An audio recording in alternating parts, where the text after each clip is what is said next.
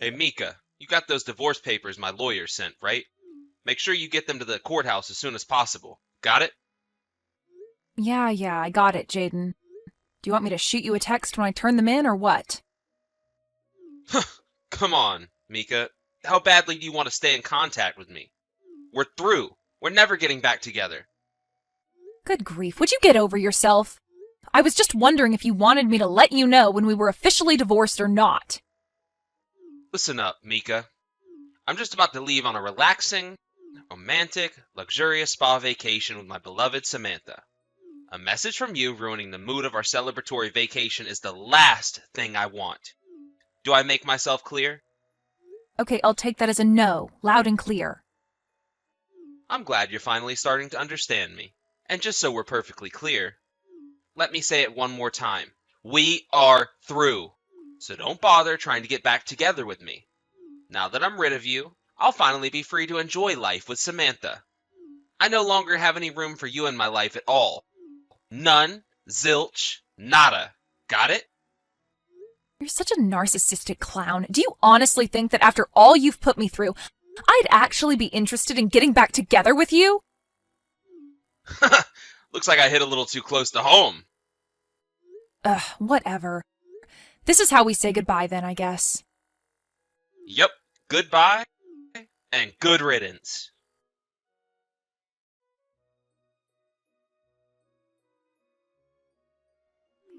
Hey, Mika, are you there? Where are you right now? I tried ringing your doorbell, but no one came to the door and the house looked all dark. Where on earth are you? Please, the moment you see this message, you've got to get in touch with me. Rachel? We haven't talked in ages. What's going on? There you are, finally! You seem pretty serious. Did something happen, or are you okay? I'm fine. This isn't about me. Hasn't my mom messaged you? I thought she would have told you about what was going on. In any case, you've got to get down to the hospital as soon as possible. Oh, I'm sorry, Rachel. The truth is that I blocked your mom a while ago. You what? Why would you do that? I guess that's besides the point now. So, you haven't heard about my brother? Well, no, I haven't spoken to Jaden since 2 days ago. He was in a car crash, and he's in the hospital right now. A car crash? You need to get down to the Central City Hospital as soon as possible. There's a lot we'll need to talk about moving into the future, so I thought it would be best for the whole family to gather together in person. Hold on, Rachel, calm down for a second. How can you be calm when your husband is in the hospital? My husband? Wait a second. Rachel, didn't you hear about what happened between us? No, what? Jaden and I are divorced, Rachel. What? You are? Yeah, it was finalized 2 days ago. This is the first I've ever heard of this. Oh my goodness. I see. I'm sorry you had to find out like this. I guess that would explain why you haven't been contacting Jaden and haven't come down to the hospital yet. I guess. Wow, this day just keeps getting crazier. I'm sorry, Mika. I must have surprised you when I started texting you in a panic all of a sudden like that. Don't worry about it. It's not your fault. You just didn't know. I know this is probably a sensitive issue, and I don't mean to pry, but was the divorce over my brother's infidelity? How did you know? Well, I had my suspicions when the doctors mentioned that there was another passenger in the car Jaden was driving, and it was a female who I had never met before. Apparently the accident happened while they were on their way back from their spa vacation. Ah, I see. The doctor said her name was Samantha. Does that ring any bells?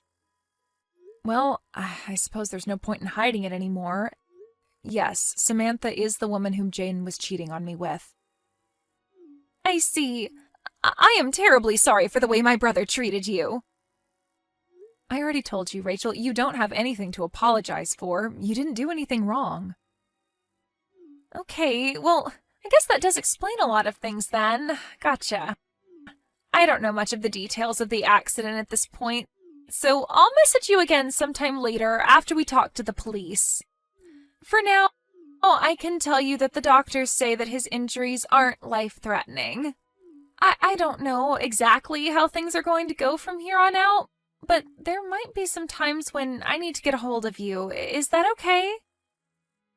Sure thing, Rachel. Just let me know whenever you need anything. Now, how about you, Rachel? How are you dealing with all of this? Are you okay? Me?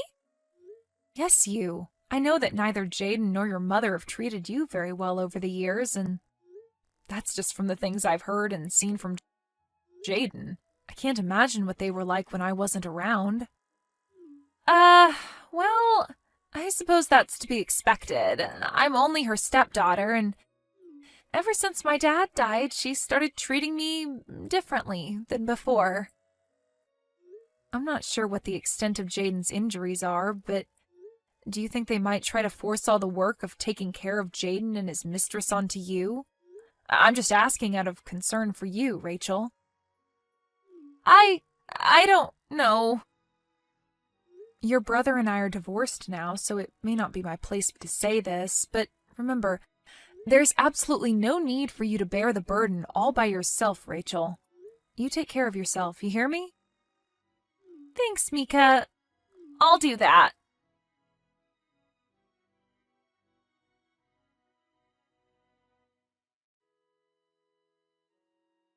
Mika, what's your problem? When are you finally going to step up and take responsibility for taking care of me? You know I'm wheelchair bound now. Don't pretend you don't. Even my poor, sweet Samantha has to live with a wheelchair. She's an angel. She didn't deserve this. We're living in a wheelchair-accessible apartment right now. But even with all those accommodations, it's still a nightmare over here. Hurry up and get your butt over here and help out around the house. Jaden, you are the last person I wanted to hear from today. We've been divorced for a few months now. What do you want from me? Don't act dumb. I want you to take responsibility. You need to come over to our apartment every day and help us out. Why? You know why. We're stuck in wheelchairs for the rest of our lives. And just what have you been up to lately while shirking off your responsibilities to me, huh? Have you been having fun, walking around, going places? No, I mean, why am I the one who has to take care of you? We're divorced. Excuse me? You're my wife. Obviously you have to take care of me. Do I need to teach you what the word divorced means? At our wedding, you vowed to take care of me, till death do us part. Did you get a brain injury in that crash? In sickness and in health, Mika. And right now, I'm cashing in on the in sickness part. You're gonna fulfill your duties to me as my wife, or else. We are divorced. I am not your wife. What? What do you mean, what? You told me to fire the papers, quote, as soon as possible. And just like you told me, I went down to the courthouse the very same day and filed them. We're divorced. You never told me that. You also told me that I didn't need to tell you when I submitted them. I did? I asked you if you wanted me to message you when I submitted the divorce papers. You said no and further stated, again, directly quoting you here, "A message from you ruining the mood of our celebratory vacation is the last thing I want." So, like you told me, I didn't tell you. Got it? Wait, but you were only asking me that because you wanted an excuse to keep talking to me, weren't you? No, I assumed that you had plans to marry your mistress as soon as we were divorced, and so I thought you might like to know at what point that would be legally possible. That's all. But you never messaged me, so I figured, I don't know, maybe you were still in love with me and hadn't submitted them yet. My God in heaven, you told me not to message you! Seriously, how bad was the brain damage you suffered in that accident? I didn't suffer any brain damage. I'm just as smart as I've always been. Listen, Samantha and I are having a really hard time of things getting adjusted to life in a wheelchair. My mom helps us out when she can, but she's had a bad back, so she can't do everything all the time. We need someone to take care of all three of us. Then hire someone. Did you really think you would be able to talk your ex-wife into moving back in with you to be your live-in maid? If you hadn't gotten a CAT scan yet, get one soon. Okay, well, then I can just make you my legal wife again. Huh? We've been pretty busy over here the last few months between being in the hospital, going through rehabilitation, and then getting adjusted to our new lifestyles. So we haven't had the time to get legally married. So it just so happens that I'm a perfectly eligible bachelor. We can get married again. You can be my wife and help out me, Samantha, and my mom around the house. Isn't that a great plan? I am more and more convinced that they lobotomized you while you were in the hospital. Do you even have any brains left in your skull? What's up with that attitude? I'm offering you the chance to get back together with me. Are you really going to throw it in my face like this? Short answer, yes. Long answer, yes, of course I am, you complete moron. But why? Don't insult my intelligence, Jaden. Rachel finally got tired of taking care of you and moved out, didn't she? And the only reason you're contacting me right now is because you want me to take over for her. Wait, how do you know that Rachel moved out? Because she told me she did. She told me that she's only your stepsister and that her father married your mother and that he had passed away a few years ago. And ever since then, it was just you, your mom, and Rachel living together in your house. She also told me that she started treating her like trash as time went on. I guess the two of you thought that since Rachel wasn't a blood relative, that you could force her to do all the cooking and cleaning while you just laze around the house. Yeah? And so what if we did? She's supposed to take care of her family. Rachel learned something very important recently. When your mother married her father, she never legally adopted her as her daughter. Once again, so what? She's still my stepsister and my mom's stepdaughter. Stepchildren aren't like biological children, especially when they're adults like Rachel. When you marry someone with children, they don't automatically become your legal children. There is a process to legally adopt the children of your spouse, but again, your mother never did it. So there is no bond, legal or biological, binding Rachel to you and your mom. Uh-oh. Looks like you're starting to see where I'm going with this. I guess the doctors must have left a few pieces of your brain behind after all. So, you're saying... Don't hurt yourself by thinking too hard. I'll spell it out for you. The moment Rachel's father died, the only reason she had to stick around you two went away. So no, Rachel has no responsibility to take care of you or your mother. I'm very sorry to say this, but you won't be able to rely on either the sister you mistreated nor the wife you cheated on to take care of you. Tough luck. And to be really honest, expecting me or her to care for you is an unprecedented low, even for you. Hey, you're probably aware of this, but Samantha kinda got cut off by her parents, so she doesn't have anywhere else to go. Oh no, she got cut off by her parents after they found out she got in an accident riding with the married man she was sleeping with. This might be a little harsh, but right now, the two of you are getting exactly what you deserve. Please, Mika, you've got to come back to me. We really need some help around here. Then go and hire someone to do it for you. We can't hire somebody to help us without any money. Both Samantha and I had to quit our jobs after the accident, so we've got almost no income. Not my problem. How can you be so cold to me after all we've been through together? Ah, yes, we have most certainly been through a lot together, haven't we?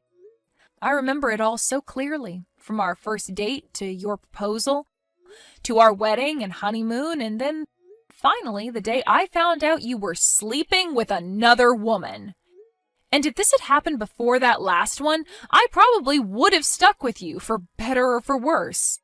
But I would sooner die than spend the remaining years of my life nursing the cheating scoundrel who betrayed me. All right, fine, whatever. You won't help us. Then can you at least tell me where Rachel went so I can contact her? You said you had been talking to her, right? Just her phone number would be okay. Please? She's my last hope. Not a chance. Why not? Think about it. Rachel is, for the first time in years, finally free of the curse you and your mother had brought upon her. She is taking her first steps as a free woman. And as she's enjoying her newfound freedom, do you think she'd appreciate being bombarded from texts begging for help from the stepbrother who directly contributed to her years of torment? So no, I would never tell you Rachel's location or phone number. Not even if you were lying on your deathbed. Then who's going to take care of us? If you won't, and Rachel won't, then who? Don't know, don't care. Come on! Goodbye. Forever.